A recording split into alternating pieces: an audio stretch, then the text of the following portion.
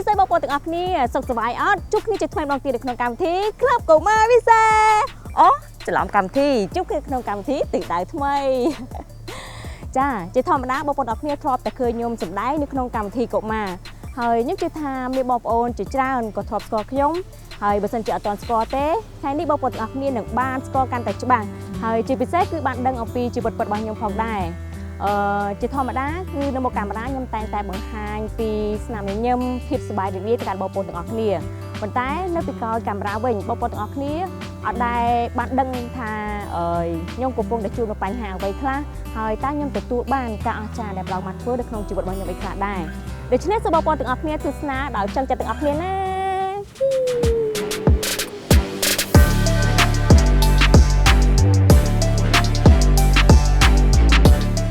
កាលពីខ្ញុំអាយុ12 13ឆ្នាំខ្ញុំបានប្រឡងជាប់ហើយក៏បានខ្លាចជាតួសម្ដែងមួយនៅក្នុងកម្មវិធីក្លឹបកុមារវិសេសតាំងពីឆ្នាំ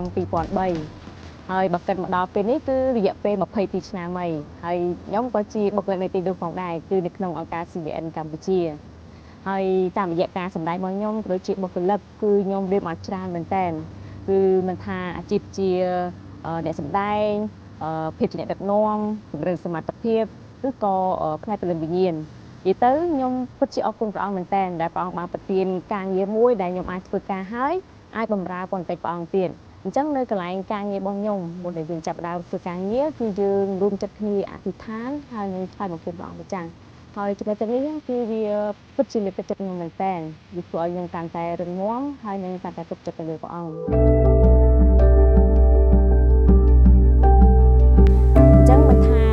នៅមុខកាមេរ៉ាឬក៏នៅក្រោយកាមេរ៉ានោះទេគឺខ្ញុំតែងតែផ្ដល់នៅស្នាមញញឹមភាពរីករាយទៅកាន់មនុស្សនៅជុំវិញខ្លួន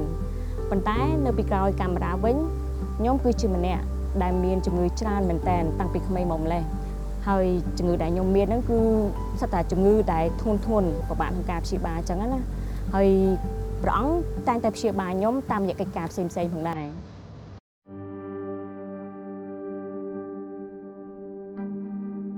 អ្នកទាំងអស់គ្នាចង់ដឹងថាខ្ញុំមានជំងឺអ្វីខ្លះអត់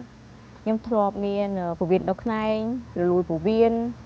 កាត់ពោះវៀនគ្រុនពោះវៀនឈឺកាពះមានឈាមកកនៅក្នុងសរសៃឈាមខួរក្បាលខាងស្ដាំ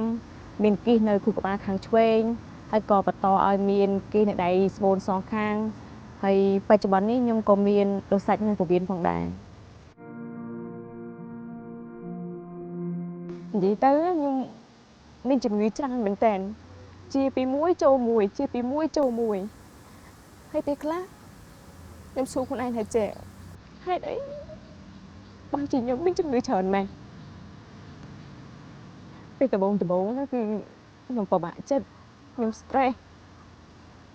ខ្ញុំគិតច្រើនហើយខ្ញុំអត់ហ៊ាននិយាយប្រាប់ណាគេពួកអីដោយសារតែខ្លាចពាក្យមួយថាចេះហេតុឈឺចឹងម៉េចប៉ុន្តែអ្នកទាំងអស់គ្នាទាំងអត់ពេលដែលខ្ញុំឈឺម្ដងខ្ញុំអត់ហ៊ាននិយាយប្រាប់ណាគេអ្វីដែលខ្ញុំអាចនិយាយបានគឺប្តីរបស់ខ្ញុំពួកអីខ្ញុំអត់ចង់ឲ្យគេឃើញពីភាព